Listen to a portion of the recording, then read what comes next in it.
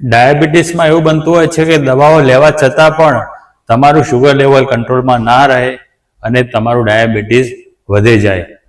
આ થવાનું મુખ્ય કારણ તમારા શરીરમાં ઇન્સ્યુલિન નામનું હોર્મોન બરાબર કાર્ય ન કરી શકે એ હોય છે. હરાવો ડાયાબિટીસના મિશનના આ વિડીયોમાં આજે હું તમને તમારું ઇન્સ્યુલિન પરફેક્ટ રીતે કામ કરે અને તમારું શુગર લેવલ એકદમ બરાબર રહે, તમારું ડાયાબિટીસ વધે નહીં, એનો પરફેક્ટ ઉપાય બતાવવાનો છું.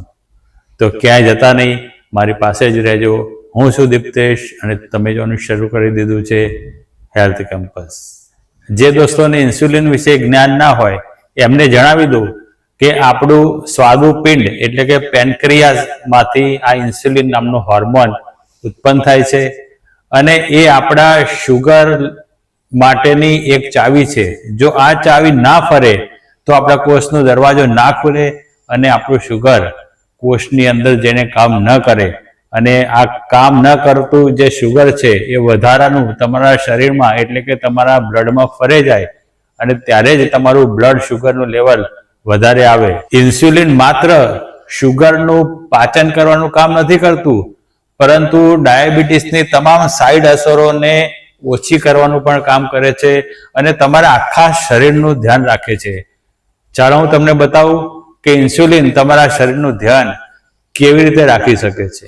ઇન્સ્યુલિનનું એક જબરજસ્ત કામ એ છે, તમારા શુગર લેવલ કંટ્રોલનું જ છે, પરંતુ એ કોષમાં વપરાયા સિવાય પણ તમારું શુગર લેવલ કંટ્રોલમાં રહે એવું એક કામ છે ઇન્સ્યુલિનનું. ઇન્સ્યુલિન આપણા લીવરને જો વધારાનું શુગર લોહીમાં ફરતું હોય તો એક આદેશ કરે છે. આ આદેશ એવો હોય છે કે ગ્લાયકોજનના સ્વરૂપમાં લીવરમાં તમારું શુગર સ્ટોરેજ થાય છે. એટલે એક જાતની એક સ્ટોરેજનું કામ લીવર કરે છે અને જ્યારે પણ તમે ઉપવાસ કરો કે લાંબા સમય સુધી તમે ભૂખ્યા હોવ ત્યારે આ સ્ટોર થયેલું શુગર તમારા શરીરમાં રિલીઝ થાય છે અને તમારું બ્લડ શુગરનું લેવલ મેન્ટેન રાખે છે અને તમારા શરીરના કાર્યો કરાવે છે. દોસ્તો, ઇન્સ્યુલિન ફક્ત લીવરને આદેશ આપીને બેસી નથી રહેતું, પરંતુ એક બીજું મહત્વનું કાર્ય પણ કરે છે. જ્યારે લીવર પણ ફૂલ થઈ જાય અને તમારા બ્લડમાં હજુ પણ શુગર હોય તો ઇન્સ્યુલિન એક બીજું મહત્વનું કાર્ય કરે છે. ઇન્સ્યુલિન લિપોજેનેસિસ એટલે કે ચરબીનું નિર્માણ અને સંગ્રહનું કાર્ય કરે છે.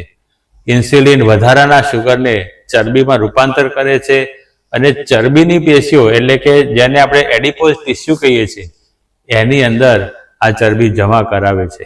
એડિપોઝ ટિશ્યુ ખાસ કરીને આપણા પેટની નીચે આજુબાજુ એટલે કે જે આપણે ફાંદ વધી જતી હોય છે ત્યાં આવેલી હોય છે અને બીજું નિતંબમાં પણ ચરબીનું સ્ટોરેજ થતું હોય છે.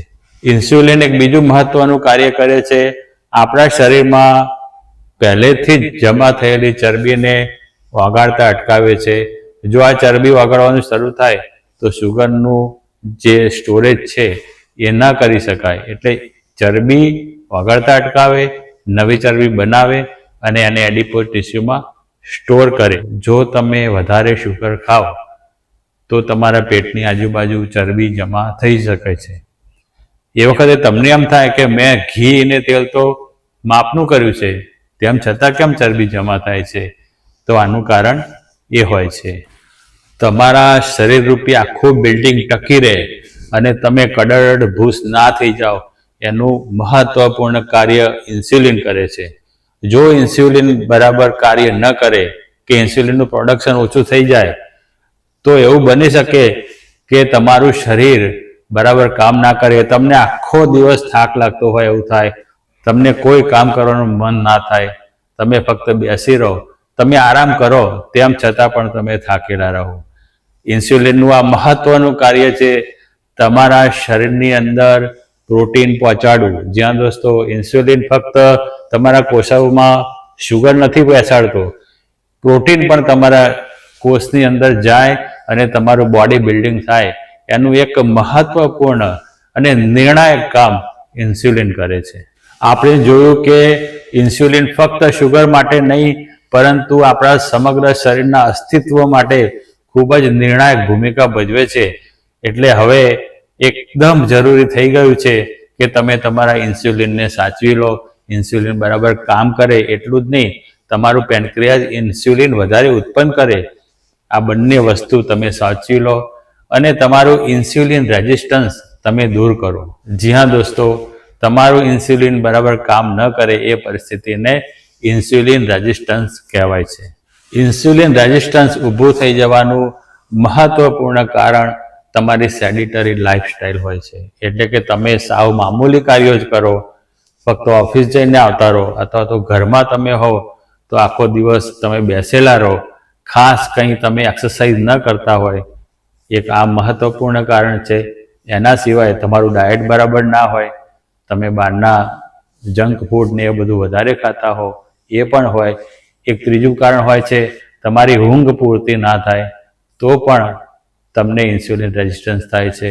અને ચોથું પરંતુ નિર્ણાયક અને મહત્વનું કારણ હોય છે કે તમારા જીવનમાં સ્ટ્રેસ વધારે હોય, તમે ચિંતા વધારે કરતા હો, અથવા તમે કોઈ બાબત એવી હોય કે જે તમને પરેશાન કરતી હોય અને તમે કોઈને કહી ના શકતા હોય, તો આવું જે સ્ટ્રેસ હોય છે એ તમારા શરીરમાં ઇન્સ્યુલિન રેઝિસ્ટન્સ ઊભું કરી દે છે.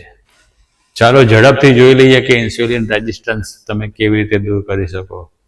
સૌથી પહેલી ને નિર્ણાયક વાત છે કે તમારી સેડિટરી લાઈફસ્ટાઈલ તમારે દૂર કરવી જોઈએ. અને સેડિટરી લાઈફસ્ટાઈલ દૂર કરવા માટે તમારે શું કરવું જોઈએ? તમારે દરરોજ સવારે બ્રિક્સ વોકિંગ એટલે ઝડપથી ચાલવું જોઈએ, ઓછામાં ઓછું અડધો કલાક ચાલવું જોઈએ. અને એના સિવાય સ્નાયુઓની એક્સરસાઇઝ તમારે કરવી જોઈએ. તમે વેટ બેરિંગ એક્સરસાઇઝ કરો એટલે કે વજન ઉપાડવાની, અથવા તો તમારા શરીરની અંદર જ વેટ હોય છે. દાખલા તરીકે તમે પુશઅપ કરો તો તમારા શરીરના વેટથી જ તમારા સ્નાયુઓ મજબૂત થઈ શકે છે. એટલે તમારા સ્નાયુઓ વપરાય એવી બધી કસરતો તમે કરી શકો તો ઇન્સ્યુલિન રેઝિસ્ટન્સ તમે ઓછું કરી શકો. એના સિવાય આપણે બીજું કારણ હતું કે પૂરતી ઊંઘ તમે ન લેતા હો. તો દોસ્તો, તમે ઓછામાં ઓછી 7 થી 8 કલાકની પૂરતી ઊંઘ લો. પૂરતી ઊંઘ લેવા માટે તમારે અનુકૂળ વાતાવરણ ઊભું કરો, સાંજે જલ્દી જમી લો. એના સિવાય તમારા જ્યાં ઊંઘી જતા હોય એ રૂમ સ્વચ્છ રાખો અને એકદમ એનું ટેમ્પરેચર મેન્ટેન રાખો. જો તમને ફાવે તો 20 ડિગ્રી સેલ્સિયસ જ્યારે ટેમ્પરેચર રાખશો ત્યારે તમારી ઊંઘ બેટર રહેશે. અને એ રાતે જ જ્યારે તમે 20 ડિગ્રી સેલ્સિયસમાં ઊંઘશો તો રાત્રે તમારું શરીર રિપેર થશે, તમારું પેનક્રિયાસ રિપેર થશે, તમારા કોષ રિપેરિંગ થશે અને તમારી ઇન્સ્યુલિન સેન્સિટિવિટી વધીને ઇન્સ્યુલિન રેઝિસ્ટન્સ ઓછું થઈ જશે. ત્રીજું કારણ આપણું એ હતું કે સ્ટ્રેસ તમારા જીવનમાં હોય તે ઓછો કરવો જોઈએ.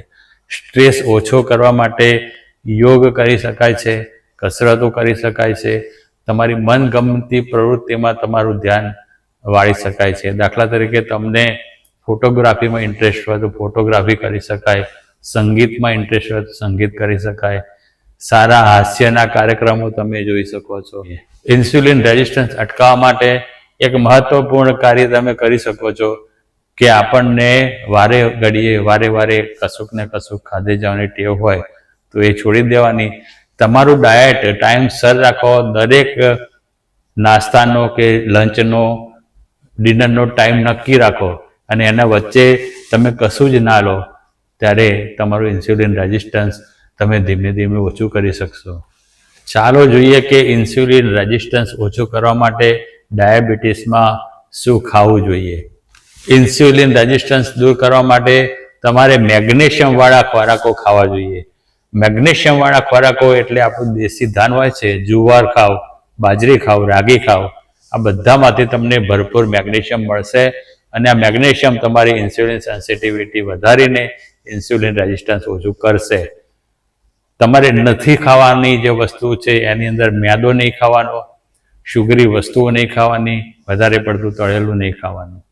જો તમે આ રીતનું આપણું દેશી ધાન ખાશો અને બહારનું જંક ફૂડ એવોઇડ કરશો તો 100% તમારી ઇન્સ્યુલિન સેન્સિટિવિટી વધવાની છે.